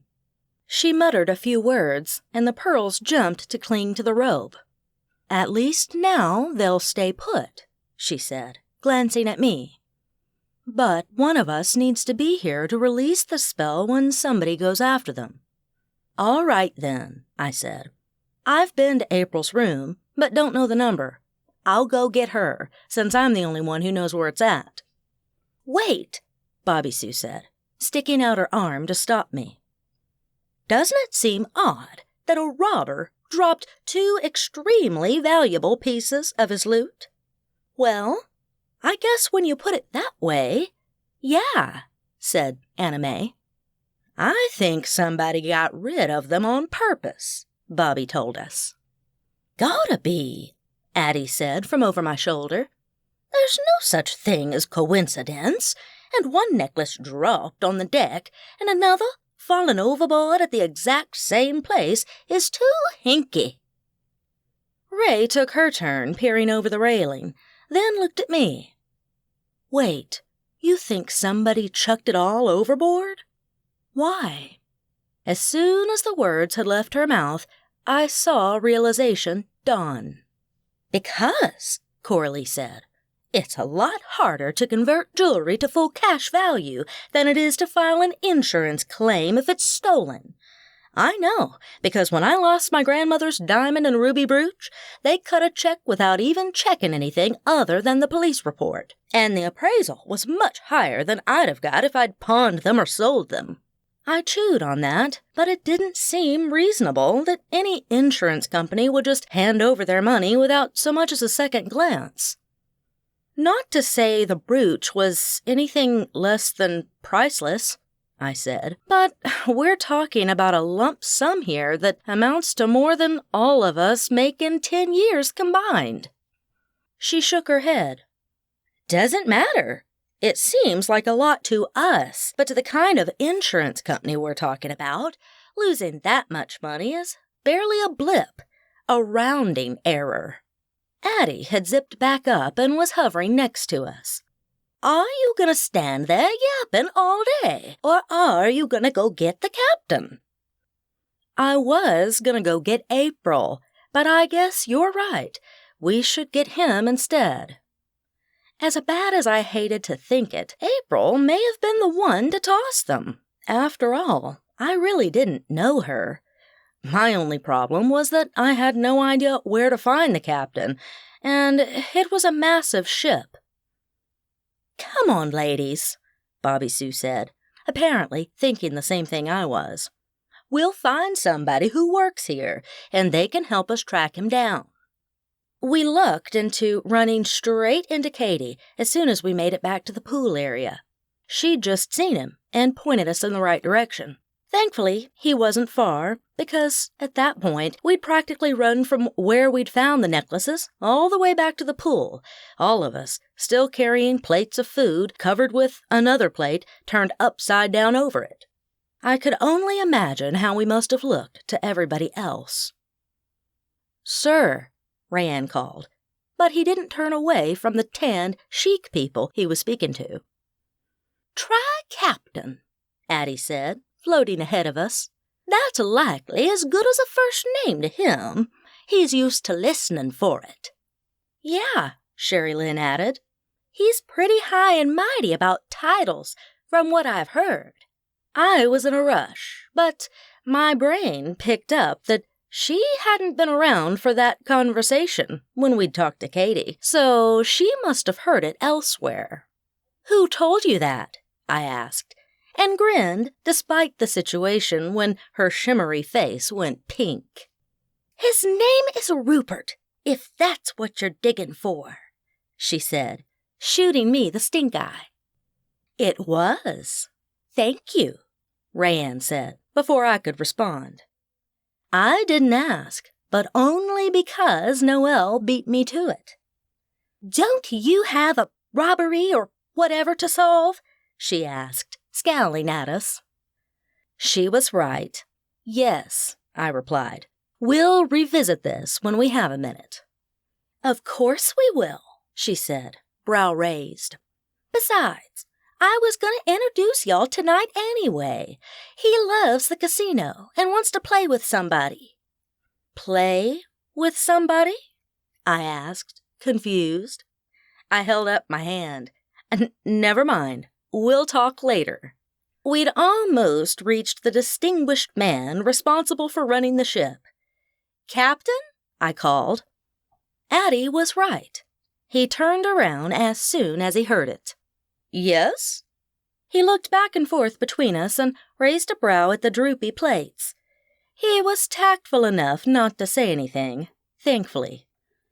Is everything okay, ladies? I wobbled my head back and forth. With us, yes, but look what I found on the way back to our room. I held up the necklace, and he leaned closer to get a better look, his brow furrowed. A.K.? His gaze darted back up to mine. Where did you find that? On the passageway deck, stuck on a railing post and dangling over the side, I said. Maybe halfway between here and our cabin. He raised his brows. And that cabin is? Oh, I said, feeling a little silly. Of course he didn't know which room we were in. There were only 1,000 or so on the ship. Of course, I'm sorry. 8320, a suite stateroom. Also, Anna May said, when we looked overboard, we thought we could see more stuck on the lifeboats below. Thank you, he said, holding out his hand for the necklace. I'll take care of it. Call me cynical, but just because he was the captain didn't mean I was going to hand over a necklace worth $1 gazillion when I already knew whom it belonged to. That's okay, I said. We were going to April's room anyway. I'm Noelle Flynn. If you'll recall, I was with her yesterday when you were speaking with the Kings in their room. He gave me the side-eye for a second. I figured he was weighing the benefits of causing a fuss to get the necklace from me. Diplomacy ruled the day. Why don't we go together? That worked for me, so I nodded, then turned to the girls. Do y'all want to go back to the pool and wait on me, or are you coming with us? Oh, we're coming with you, Sherry Lynn said. I couldn't exactly acknowledge her answer in front of the captain because he'd think I was a donut or two shy of a dozen for talking to thin air. Coralie saved me from that when she repeated what Sherry Lynn said. The other girls nodded in agreement. Lead on, Captain, I said. We have a necklace to deliver. On our way to April's cabin, we showed him where we'd found it. Bobby Sue leaned over the railing and pointed toward where we knew the pearls were snagged. And we think we saw something else hanging down there, but we're not positive. His gaze tracked to where she was pointing, and he squinted. I couldn't see anything, but hoped he'd gloss over the fact that he couldn't either and investigate just in case. I got my wish. The boats are accessible, but I want to be there when they pull them in, he said. I was glad at that point that I'd done the sticking spell, because it would have sucked to find the pearls just to have them knocked into the ocean when crew members were trying to save it. Ray or I would have to be there when they pulled it in so we could release the spell, though. Since we found it, I'd love to be there when you do that, I said. I'm dying to see if her grandma's pearls are there. The captain's expression was troubled. So am I, young lady.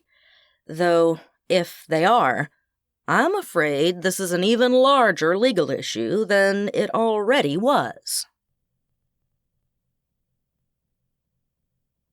Chapter 12. April and I had exchanged numbers earlier, so I called her before we went to her stateroom. I figured there were at least even odds she wasn't there, considering how beautiful it was outside. Who'd go on a cruise just to sit in their suite? We happened to catch her when she was changing clothes, though, and asked her to wait a few minutes. Hey, April, I said when she opened the door. We have some good news. I held up her necklace. She pulled in a big breath, and her eyes widened as she reached out for it. That's mine, she said. Where'd you find it? She looked from me to the captain. Were my pearls with it?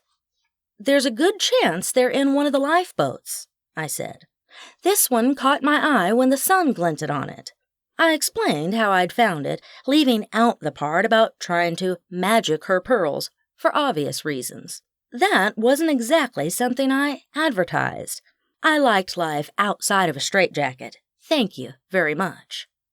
So we can go check the lifeboats right now? She asked the captain when I was finished. Absolutely, he said. Let me call security and have them meet us there. Is your husband here? April scoffed. Not hardly. We were at the bar on the upper deck, and I couldn't put up with him anymore. It was like he didn't even care that our stuff was stolen. She shook her head. Of course, it's no big deal to him. The only reason he has expensive stuff is to impress other rich people and lord money over poor people. She held her hand up, letting the blingy necklace swing from her fingers, and looked at it with her lip curled. And to buy his way out of never being present. He thinks if he buys me expensive crap, he can just talk on his phone all the time and be as rude as he wants. He wasn't that way when we got married. We weren't rich yet, and he wasn't a jerk either. The captain gave her a polite but neutral smile. Money can change people. Bobby Sue huffed. I don't know so much about that. I think people mostly are who they are. crappy poor people just ain't got the luxury of being hateful whenever they want to be like crappy rich people do. But give 'em a few extra bucks and watch what happens. All the polish flies right off the turd." Now that got a genuine smile from the captain.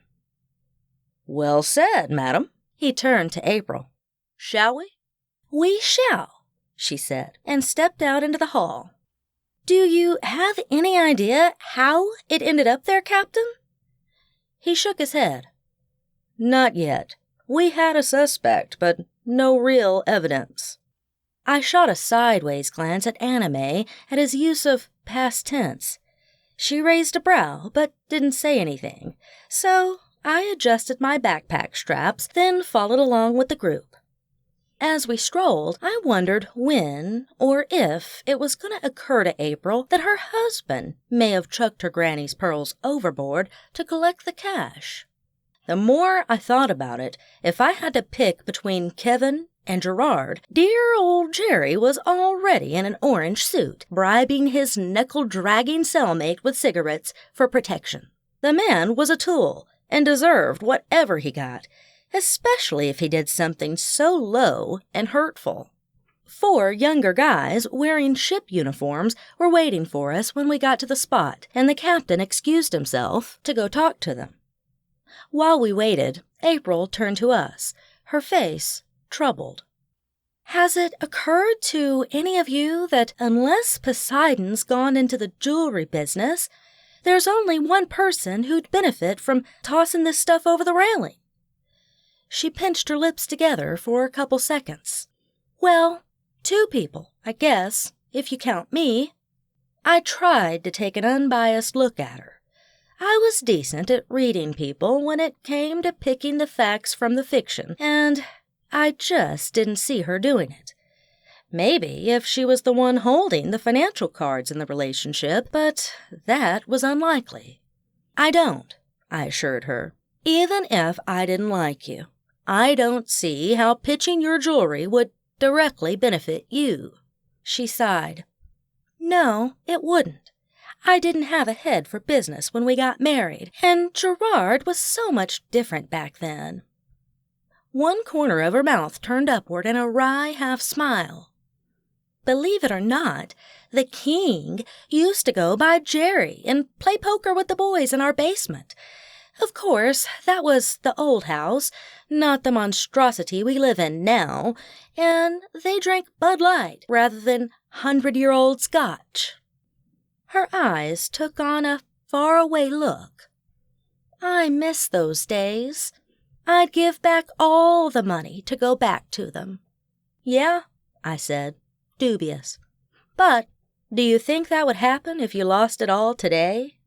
"Nope," Anime answered for her. "Not to be brutal, but once they have a taste of it, there's no going back, for either of them. They're not the same people they were then."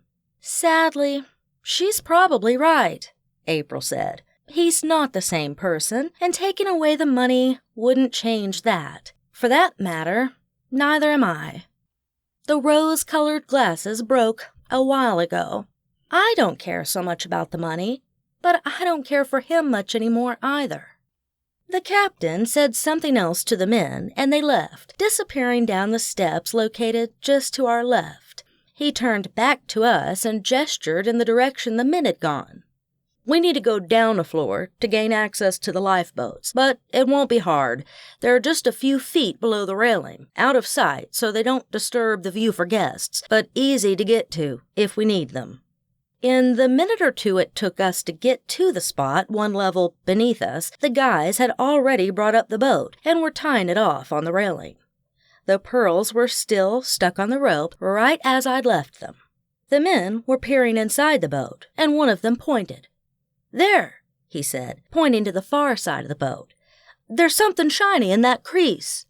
Bobby Sue was the one to point out the pearls.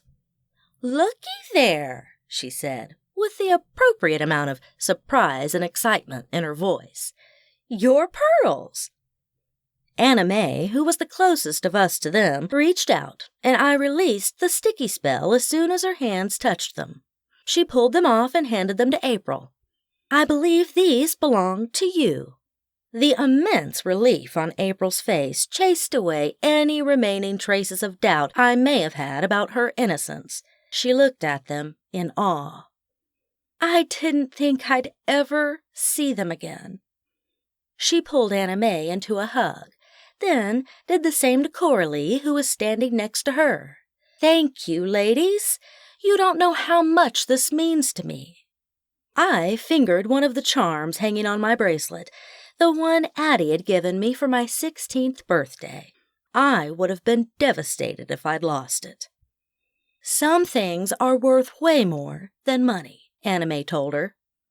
"There's more than the pearls, though," the captain said, plucking a cufflink out of one of the men's hands. "It looks like about half of what your husband put on the incident report he filed with us in the boat." April waved him off. "I don't care about the rest of it. I got what's important to me." The captain looked at the diamond-studded man jewelry in his hand. "These aren't cheap, though." "No," April replied, "but they're not worth much either, at least to me." She clasped the pearls around her neck, then patted them. A cloud settled over her face, and she frowned. "And I doubt my husband's going to be too excited to see them either." The captain pressed his lips together, but didn't say anything. Instead, he turned back toward the men. 2 of them were holding the boat steady, while 2 more of them had climbed inside the boat and were running their hands underneath the benches, butts in the air, and showing way more moon than was necessary at that time of day in search of pieces that may have slid under them. They didn't find anything else, but the captain stopped them when they started to untie the boat. "Please, check the rest of the boats in this stack, too," he told them. The one who had been loosening the boat from the railing wrapped the rope back around the hook that held it, then followed his co-workers. April put her hand on his arm, stopping him. "Guys," she said, loud enough for them all to hear her. "Thank you. I know you were just doing what you had to, but it meant a lot to me." She dug into her purse and pulled out her wallet, then pilfered through until she came to her cash. She handed each of them a C-note. Looking from the bill in his hand to April, the youngest of them said, "Ma'am, you don't have to do that. It was our pleasure."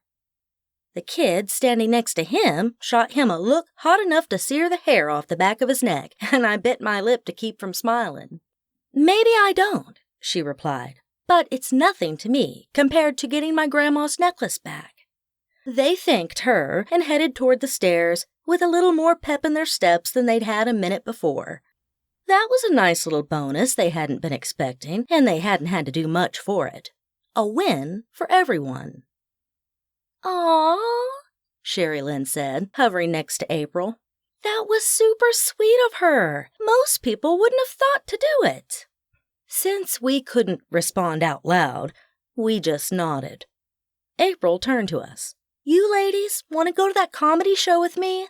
I've heard the food is great, and dinner's on me."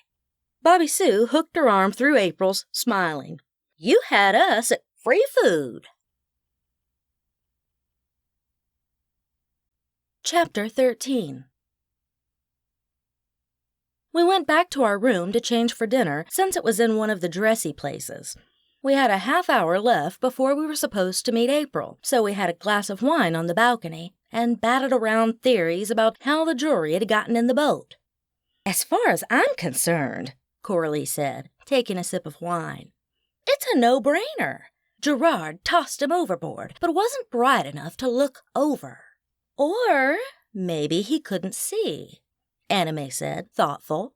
"What if he did it last night, but didn't sound the alarm until today?"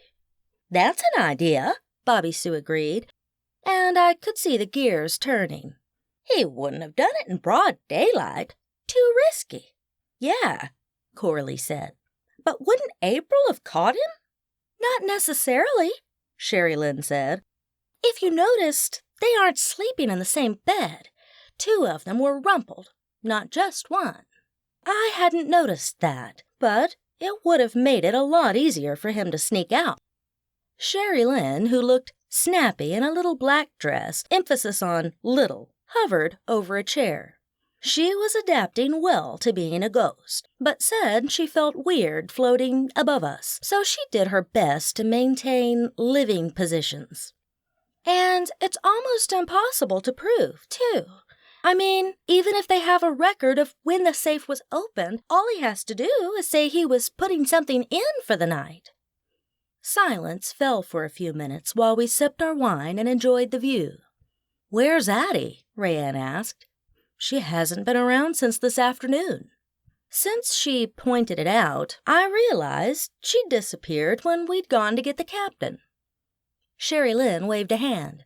"She's hanging out with the other ghosts. There's a little group of older folks who've decided to retire on cruise ships now that they're no longer living and the kids have divvied up their homes and stuff." She frowned. I feel bad for one of them, because she overheard her kids talking about her, and they didn't have the kindest things to say. Rayanne tilted her head. "What do a bunch of little old dead folks do for fun?" Sherry Lynn giggled. "You'd be surprised. There's all kinds of eye candy if you haven't noticed. And let me tell you, some of those gals put construction workers to shame with their catcalls and comments." "Hey," Coralie protested. "Buddy's a construction worker." Buddy was her longtime squeeze. Sherry Lynn rolled her eyes. "You know what I mean. Not all of them are like that, but they're the most well-known for doing it just because they're visible." That soothed Coralie's feathers. "So, that's all they do? Float around and give dirty little old men a run for their money?" Bobby Sue asked, looking dubious. "That doesn't sound like Addie." "No," Sherry Lynn said. "They don't do that much, actually, and there are men, too. It was just the one thing that jumped out at me as funny. They mostly play poker and gossip about what all they've seen on the ship." She pulled a face. "You wouldn't believe some of the stories they have to tell." Coralie perked up at the mention of gossip. "I knew there had to be good drama on a ship. I just couldn't figure out how to tap into it. I'll get her to dish tonight, if she's around when we get in." "Oh, she'll be around," Sherry Lynn said. "She wants to catch the comedy show." "And what about your new flame?" Rayanne asked. "Are you going to introduce us?"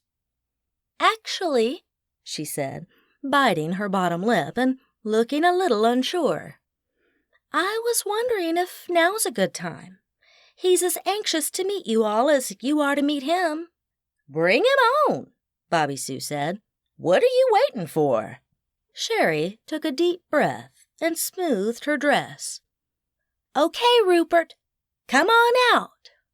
A man that I could only describe as debonair appeared. He was wearing a tux and was handsome. If I had to guess, I'd say he was in his mid-30s, or at least he was when he died. It was often hard to tell how old a living-impaired man was. Women were easy a lot of the time because they didn't tend to be too fashion-forward, especially if they were older. Men, on the other hand, have worn basically the same thing for at least 40 years.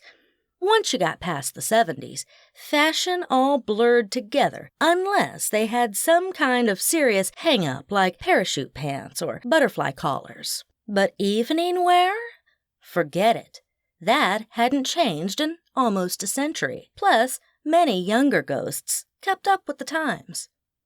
"Pleased to meet you, Rupert," I said. "So, how long have you been on the ship?" That was my go-to way to at least narrow down the decade they died. He smiled a little, and I figured he knew what I was doing. 30 years, he replied. "Give or take.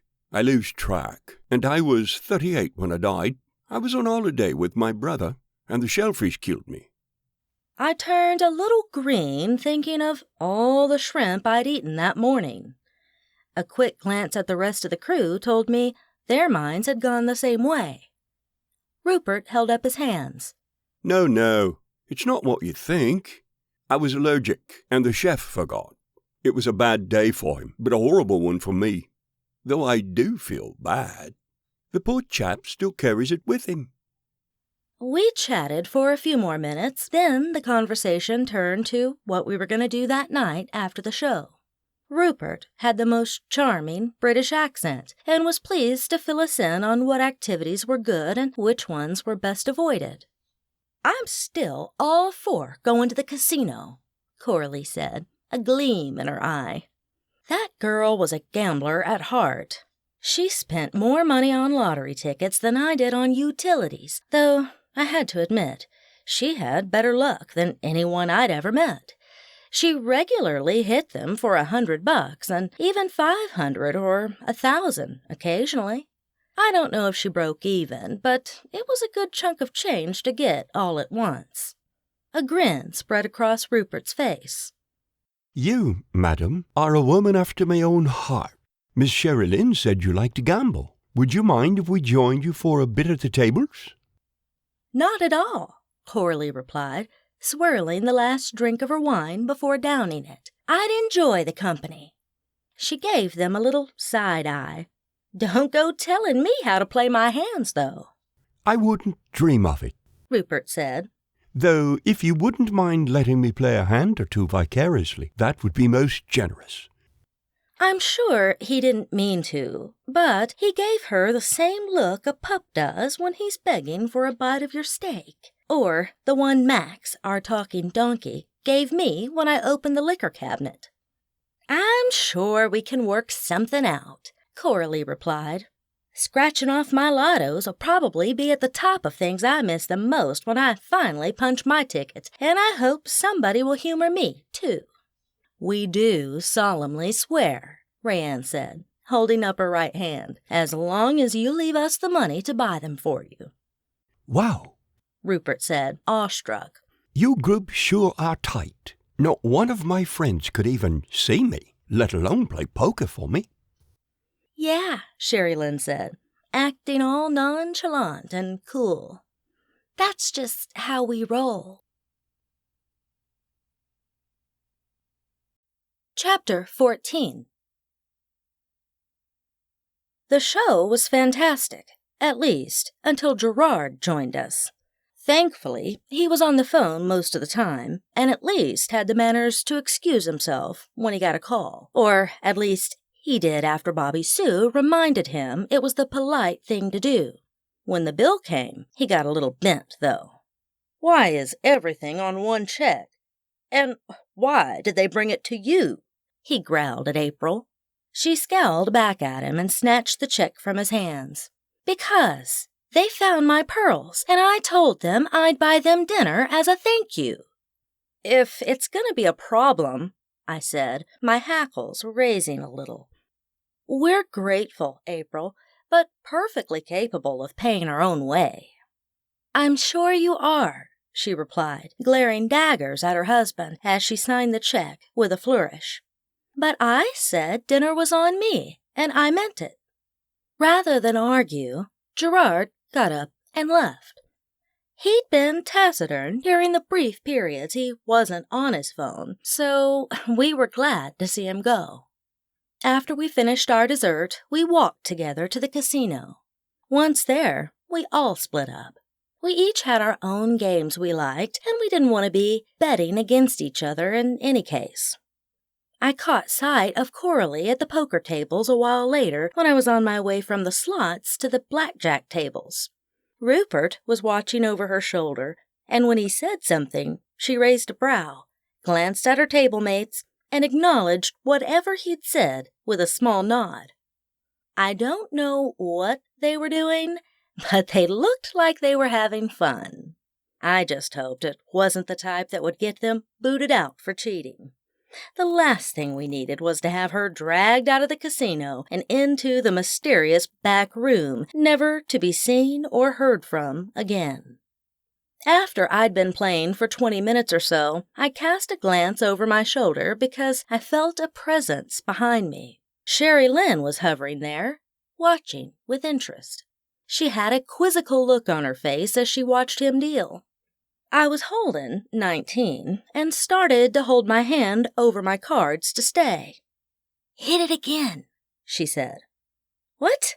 "No," I replied, and the dealer gave me an odd look. "What do you want to do?" he asked, waiting with his hand on the deck. "Do it," Sherry Lynn said. "Trust me." "Hit me," I told him, hoping she was right. I was about out of my allotted funds for the night. Sure enough, he dropped a deuce on top of my 10. "Blackjack," he said, then shoved a pile of chips my way. "Told you," Sherry Lynn said. Glad I'd gone with her hunch, I pushed a couple chips out for the next hand. She coached me through a few hands, and I won every one. I was starting to get the hairy eyeball from the dealer, so when Sherry Lynn told me to hold, I told him to hit me. I went bust and gave him the self-deprecating "what are you gonna do" shrug, then pretended to think about whether or not I wanted back in for a second before I stacked a couple more chips up for the buy-in. I played a couple more hands following her hunches, then started to get even more suspicious than the dealer. I couldn't say anything to her, so after winning a couple more hands, then going against her advice and losing one, I pulled my chips toward me and left the table. It was time. I felt sure from the looks he was giving me that I was running short on time before he decided I was cheating somehow. "How did you do that?" I asked, trying not to move my lips as we walked from the table to the bathroom. She shrugged. "I don't know. It just all gathers in my head, and I know what's been played. It took me a few minutes to get the hang of it because he's using more than one deck, but it got easier the closer he got to the bottom." I gave her a look of disbelief. I thought maybe she'd just been using a little of her psychic granny's juju. "You were counting cards?" Lifting a shoulder, she said, "Sort of, I guess. It's not like I did it on purpose. I've always been extra good with math and numbers, and my mind sort of kept track without me even trying." Yeah, it was definitely time to get away from the table, though a couple hands at another table might not hurt. After all, it was for a good cause. I had a teenage sister to raise, and boots to buy. We played 6 more hands at the next table. Since it took Sherry a couple hands to get in the groove, I won the first by my own gut, then lost the second and third, so it didn't look quite so fishy when we won the next 4.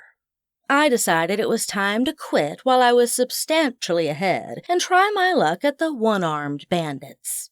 There was no way for me to rig those in my favor, so I figured I'd lose a little in them just because I'd won more than enough to call the night a success.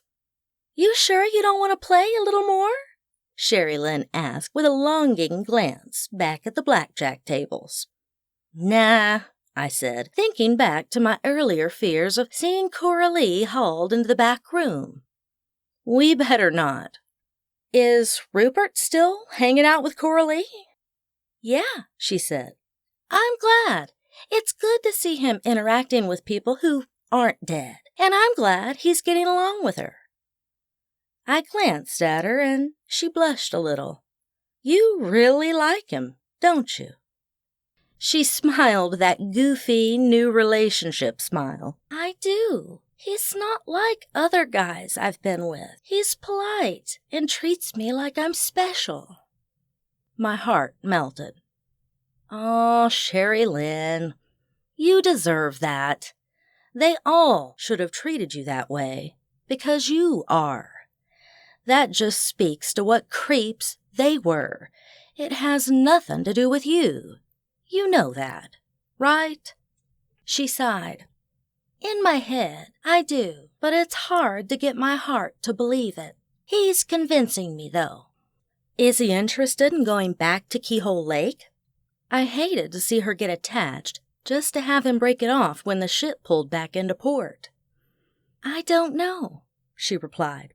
"We haven't really talked about it, but I'm learning that distance isn't as big an issue for us as it is for you folks still wearing a body." We can pretty much close our eyes and go wherever we want to."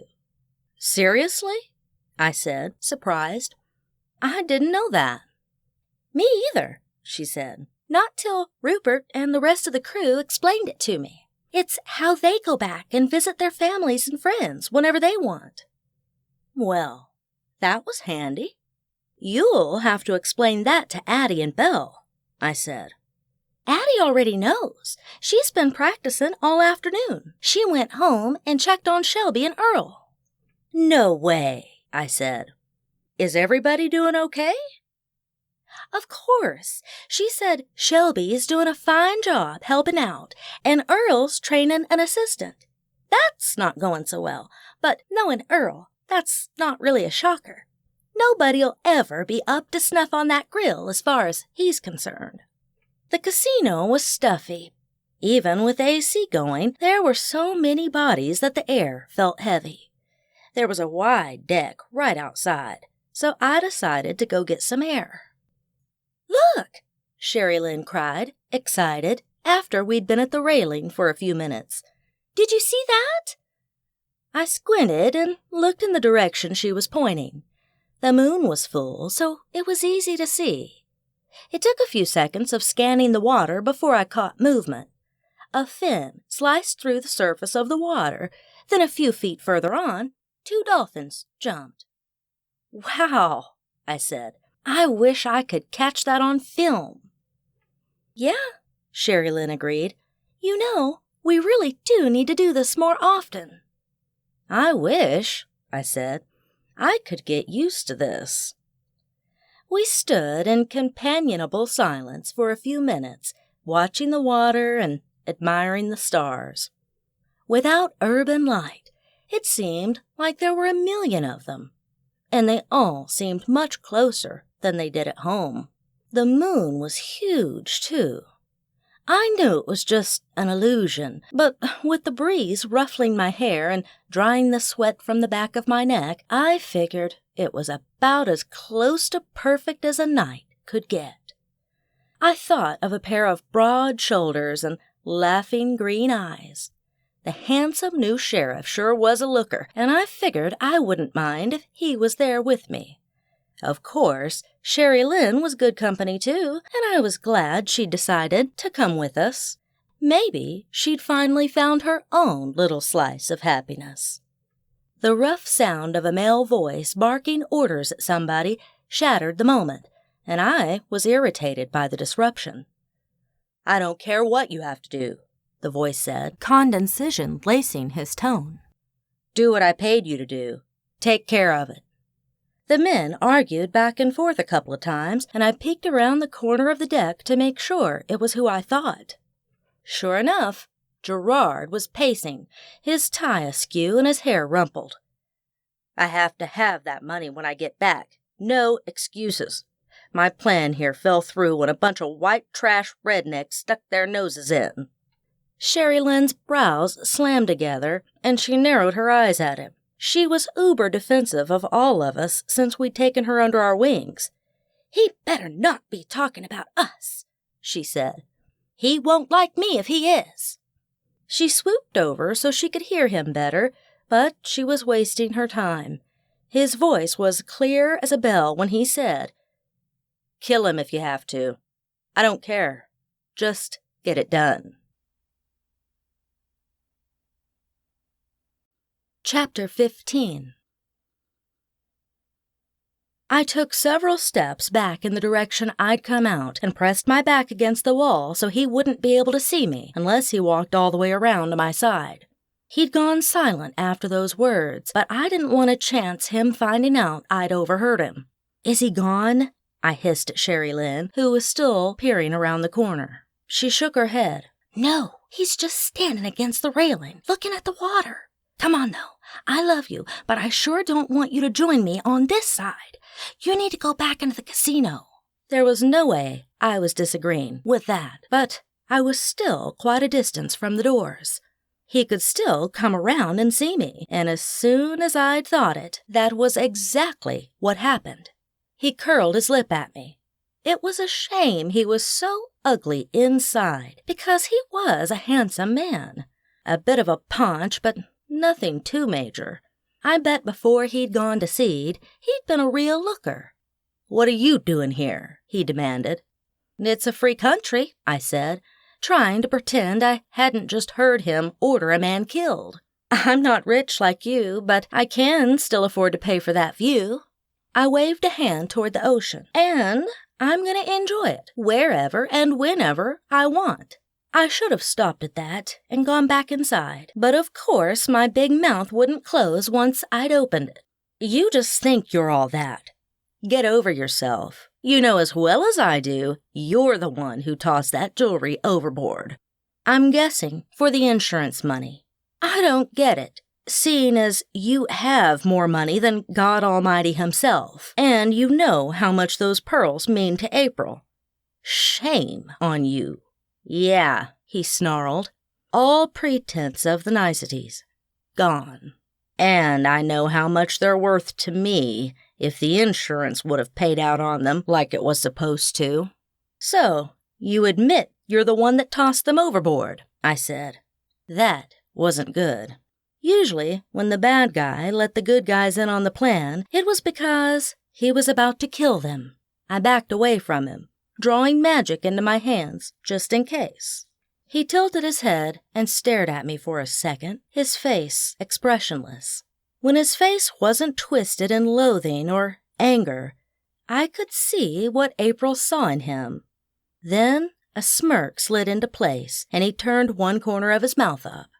"Prove it," he said, then straightened his tie, smoothed his hair, and went back into the casino. Chapter 16. I let out a breath I hadn't even realized I'd been holding. "Can you believe he just said that?" Sherry Lynn said, doing a quick swoop toward the door he'd gone through. "He just confessed." "Yeah," I said, "but he's right. I can't prove a thing. They have Kevin in their sights, and if Jerry boy hollers loud enough, Kevin's toast. We can't let that happen." She continued to stare through the door after him. "Let's get the rest of the girls and go back to the suite," I said. "We need to think of something." "Should we tell April?" I thought about it for a second. The guy I'd just been facing had sent shivers down my spine, and I didn't scare easily. I don't think it's a good idea. She already has her suspicions, but if she confronts him, she may be what gets tossed overboard next. She went and got Coralie, who was still hanging out with Rupert. They'd moved from the poker tables to the Texas Hold'em area. I tracked down Anime and Bobby Sue, who'd taken over two of the one-armed bandits and were cheering each other on.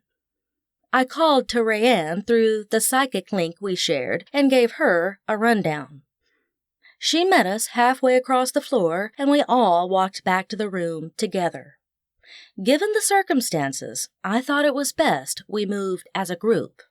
Once we were back in the room, I called for Addie. When she popped in, I explained to them what had happened. "Are you kidding me?" Bobby Sue said, a mixture of anger and surprise in her tone. "He actually admitted it?" "He sure did." "Then dared you to prove it?" Coralie said, shaking her head. "That takes the cake." "It does," I said. "But he's right. We can't prove it. Even if the security tapes show him leaving his room in the middle of the night, he can just say he went for air." "I'd like to give him some air for threatening you," Addie growled. "Like the kind he'd get dangling over the keel by his ankles." Rupert had been quiet, but when the chatter died down, he spoke up. "Are you talking about the chap that dined with you tonight?" Sherry Lynn nodded. "Yep, that's him." "And the issue you're discussing took place last night?" "Far as we can tell," Bobby Sue said. "We're not positive, but that's what makes the most sense." "Follow me," he said. "I think I may have just what you need." He led us all the way back to where we'd found the jewelry. This is where it happened? It is, I answered. But I don't see what good that will do. Bear with me for just one moment. He swooped toward the railing and examined it, looking around the posts. There, he said, motioning toward the outer side of one of the rails. I leaned over, and there was a piece of fabric hooked on a screw. I wasn't sure how we'd missed it before, other than we hadn't been looking at the top railings. "What's that?" I asked, wondering how on earth it could be relevant. I love this deck because it's high enough to see all the good stuff, he said. But not so high you don't have a good view of the water. Just like you, I love watching the dolphins. He smiled.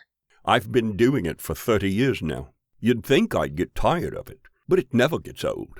His smile faded. Plus, when you die, a lot of things go through your head, and sometimes it's nice to have a quiet spot to think. This is one of the places I like to come to do that. That's all well and good, but what's it have to do with Gerard throwing the jewels overboard? Bobby Sue asked, then rolled her fingers. Get to it if you have a point. I do, Rupert replied, and I felt sort of bad for him, since he wasn't exactly seeing us at our best right then. That is a scrap from Gerard King's nightshirt. I was up here watching the water, and he came rushing out from that passage, looking left and right as if he didn't want to be seen. He leaned over the railing, tossed something overboard, then when he pulled his arm back, the sleeve of his shirt got snagged on that nail. But he can just say he was out for a walk, just like we said earlier, I told him, disappointed that we still couldn't connect the dots. Au contraire, we can connect him straight to it, he said, then motioned us over to the railing and pointed toward the stern of the ship. See that camera all the way up toward the stern? I squinted, but didn't see anything at first.